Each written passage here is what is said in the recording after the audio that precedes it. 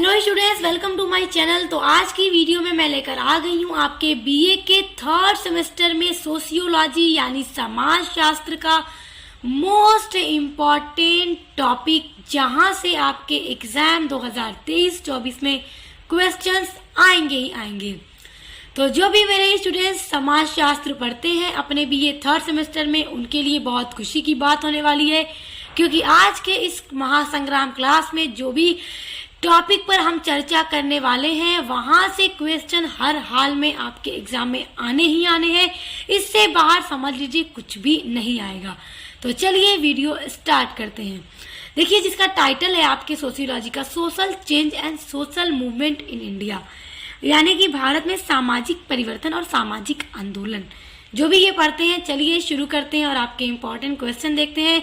Question देखने के बाद आप फटाफट इन सभी को तैयार कर लीजिए, क्योंकि एग्जाम में यही प्रश्न आने वाले हैं। और जैसा कि मैं आपको बता दूं कि जो भी मैं टॉपिक आपको बताऊंगी जो आपके एग्जाम में आएंगे ही आएंगे, उनके लिए आपको अब इसलिए परेशान नहीं होना है कि हम इसका आंसर कहाँ ढूंढें, क्योंकि आपके सोशियोलॉजी की 1 से लेकर 8 तक की सभी यूनिट्स का हर एक टॉपिक मेरे चैनल पर अपलोड है।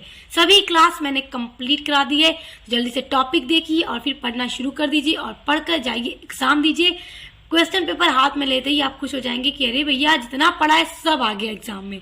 चलिए शुरू करते हैं। पहला टॉपिक है सामाजिक परिवर्तन की अवधारणा, यानी कि पूरा जो कॉन्सेप्ट है सामाजिक परिवर्तन का, जो समाज में बदलाव होता है, परिवर्तन होता है।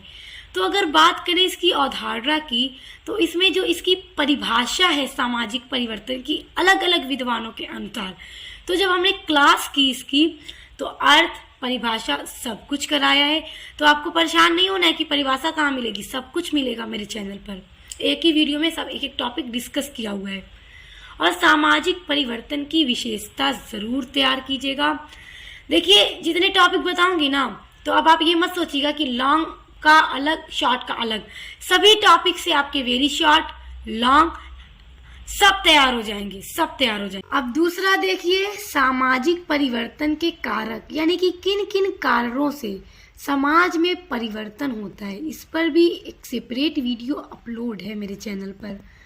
उसके बाद सबसे महत्वपूर्ण टॉपिक कि समाज में जो परिवर्तन हो रहा है, हम पढ़ रहे हैं कि क्या परिवर्तन हो रहा है, तो उसके क्या क्या सिद्धांत हैं। तो उनमें से एक सिद्धांत है चक्रीय सिद्धांत। बहुत इंपॉर्टेंट क्वेश्चन है ये आपका। देखिए ये टॉपिक, इसमें देखिए जितने भी विद्वानों ने अपने अपने अनुसार सिद्धांत दिए हैं, उनमें से आप पैरेटो का सिद्धांत और स्पेंगलर का सिद्धांत तैयार कर लीजिएगा। बाकी और भी विद्वानों का मैंने सभी चक्रीय सिद्धांत कंप्लीट करा दिया है। तो आप पूरी वीडियो पढ़ना चाहते हैं तो डिस्क्रिप्शन बॉक्स में मैं आपको प्लेलिस्ट की लिंक दे दूंगी। चौथा टॉपिक है आपका भारत में सामाजिक परिवर्तन की जो अलग अलग प्रतिक्रियाएं हैं, उनको तैयार करिएगा। जैसे देखिए, इसमें पहला टॉपिक है पश्चिमीकरण का अर्थ। पश्चिमीकरण क्या है हमने पढ़ लिया, उसकी विशेषता क्या है उसको तैयार कीजिएगा। देखिए, पश्चिमीकरण के परिणाम पूछता है एग्जाम में। अब मैं आपको बता दूं कि क्वेश्चन कैसे आएगा। अगर अति लघु में आएगा ना, तो पश्चिमीकरण से आप क्या समझते हैं, या फिर अगर अति लघु में पूछ देगा पश्चिमीकरण की 2 विशेषताएं बताइए, या पश्चिमीकरण के किन 3 परिणामों को लिखिए, इस तरह से अति लघु में पूछेगा। और लॉन्ग में कैसे पूछेगा, पश्चिमीकरण का अर्थ स्पष्ट करते हुए उसकी विशेषताओं और परिणाम की विवेचना कीजिए। अब देखिए, जब आप पूरा पूरा तैयार करे रहोगे तो अति लघु, लघु और दीर्घ कहीं पर भी आप नहीं फंसेंगे। अगला है आधुनिकीकरण का समाज पर क्या प्रभाव पड़ता है। तो इसको भी हमने पूरा पढ़ा हुआ है, सारी वीडियोस मेरे चैनल पर आपको मिलेंगी। अगला महत्वपूर्ण टॉपिक है सार्वभौमिकीकरण की परिभाषा तथा विशेषता। ये जरूर एग्जाम में आता है। इसका अर्थ और इसकी विशेषता आप जरूर तैयार कर लीजिएगा। उसके बाद 5वां टॉपिक है कार्ल मार्क्स का रेखीय सिद्धांत। देखिए, सामाजिक परिवर्तन के ना 2 तरह के सिद्धांत हैं, एक है चक्रीय सिद्धांत, एक है रेखीय सिद्धांत। हमने दोनों पर पूरा क्लास किया हुआ है, सब कुछ डिटेल में पढ़ा हुआ है। तो कार्ल मार्क्स विद्वान थे, समाजशास्त्री। इन्होंने अपने अनुसार एक सिद्धांत दिया है सामाजिक परिवर्तन का रेखीय सिद्धांत। तो हमने इनको पढ़ा हुआ है, तो आप इनको भी तैयार करिएगा। लॉन्ग में पूछते हैं ये सारे प्रश्न। छठा टॉपिक विकास, उद्विकास, प्रगति। यानी कि प्रगति। देखिए विकास क्या है, उद्विकास क्या है, प्रगति क्या है, यहाँ से प्रश्न जरूर आएंगे। अब चाहे लघु में आए या दीर्घ में आए, मगर आएंगे जरूर। तो इसलिए प्यारे स्टूडेंट्स, आपको टॉपिक बता रही हूँ ताकि आप पढ़े रहें, तो आप एग्जाम में आने वाले प्रश्नों को देखकर परेशान ना हो। पढ़कर जब गए रहेंगे आप, तो प्रश्न को देखकर आपको घबराहट नहीं बल्कि खुशी होगी कि वही सारे प्रश्न आए हैं जो हम पढ़ कर गए हैं। क्योंकि देखिए 1 से लेकर 8 तक की यूनिट्स है ना, तो 8 यूनिट से प्रश्न आएंगे ही आएंगे, चाहे अति लघु में या दीर्घ में, लेकिन आएंगे जरूर। इसलिए जो भी टॉपिक महत्वपूर्ण है आपके, वो मैं आपको बता रही हूँ। तो विकास, उद्विकास, प्रगति सब हमने पढ़ा हुआ है, सबको तैयार कर लीजिएगा। अर्थ और अंतर देख लीजिएगा इनके बीच में। 7वां टॉपिक देखिए, डार्विन का सामाजिक उद्विकास का सिद्धांत। अब उद्विकास किसी भी दिशा में हो जाता है, मतलब एक निश्चित दिशा में होता है। जैसे विकास या प्रगति उन्नत दिशा की ओर बढ़ते हैं, मगर उद्विकास किसी भी एक निश्चित दिशा में हो जाता है। तो डार्विन महोदय ने इस पर अपना एक सिद्धांत पेश किया है और हमने उस सिद्धांत पर पूरी चर्चा भी की है। तो आप इसके सिद्धांत को ज़रूर तैयार करके जाइएगा, क्योंकि आपके सेक्शन बी या सी में प्रश्न ज़रूर बनेगा ही। अब देखिए अगला टॉपिक है प्रौद्योगिकी का अर्थ। देखिए प्रौद्योगिकी क्या है, इसको जब आप तैयार कर लेंगे तो अति लघु में आएगा, आप लिख लेंगे।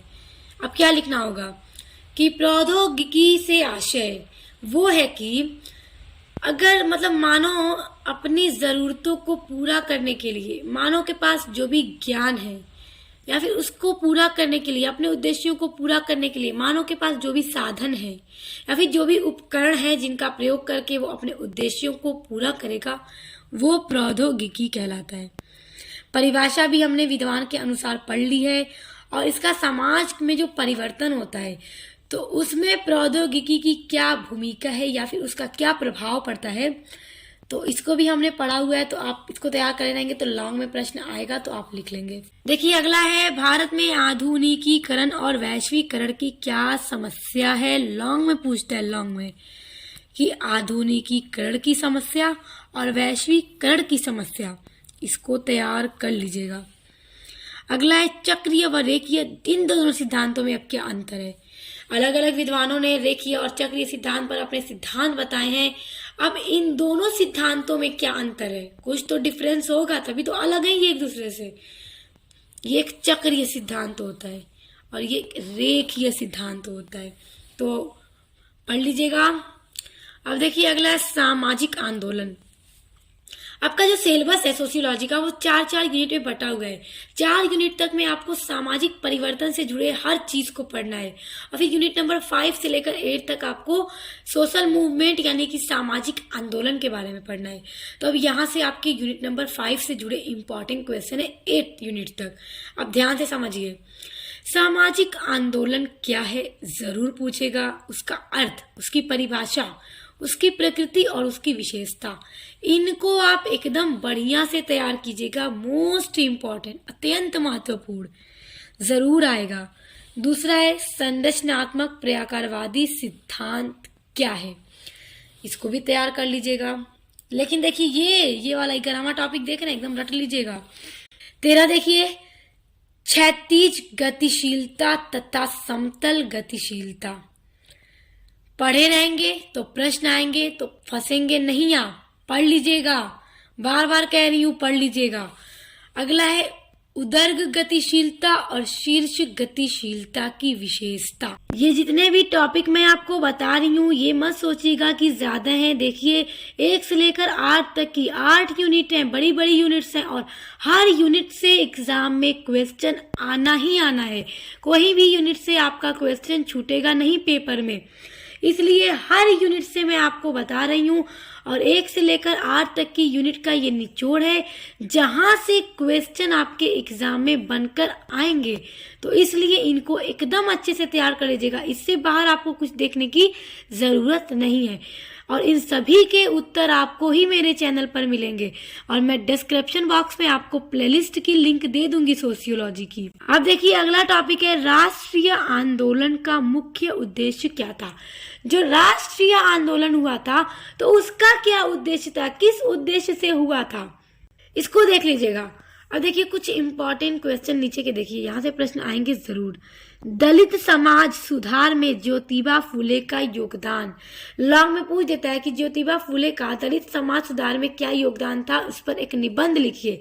तो पूरा लंबा सा निबंध यानी कि पूरा निचोड़ आपको नोट लिखना होगा ज्योतिबा फुले के योगदान पर, तो आप इसको तैयार कर लीजिएगा।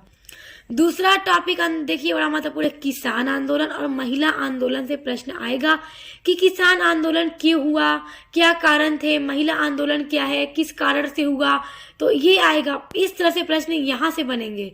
उसके अलावा अगला टॉपिक है सामाजिक आंदोलन के प्रकार, कि जो सामाजिक आंदोलन है वो किस किस प्रकार का है और उसके क्या क्या कारक हैं कि आंदोलन होता है। तो ये 1 से लेकर 8 तक की यूनिट के इम्पॉर्टेंट टॉपिक, जहां से एग्जाम में क्वेश्चन 100% श्योर आएंगे ही आएंगे। इससे बाहर समझ लीजिए कुछ नहीं आएगा। जो भी स्टूडेंट्स अभी तक कुछ भी तैयार नहीं किए, जैसे कि एकदम ना के बराबर जिनकी तैयारी है, तो मैं बार बार कहूंगी कि आप यहाँ से 1 से लेकर ये जो 18 प्रश्न मैंने आपको बताए, आप इनको पूरा तैयार कर लीजिएगा। एक एग्जाम में खंड अ हो, खंड ब हो या स हो, सभी में आने वाले प्रश्नों के उत्तर आप लिखकर आप जल्दी से इन सभी के उत्तर को पढ़ने के लिए डिस्क्रिप्शन बॉक्स में जाइए और दी गई लिंक पर विजिट करके पढ़ना शुरू कर दीजिए, क्योंकि बहुत इंपॉर्टेंट है। वीडियो हेल्पफुल लगे तो लाइक, कमेंट, शेयर कीजिएगा। इन चैनल को सब्सक्राइब करके बेल आइकन को प्रेस कर लीजिए। तो अब मिलते हैं नेक्स्ट वीडियो के साथ।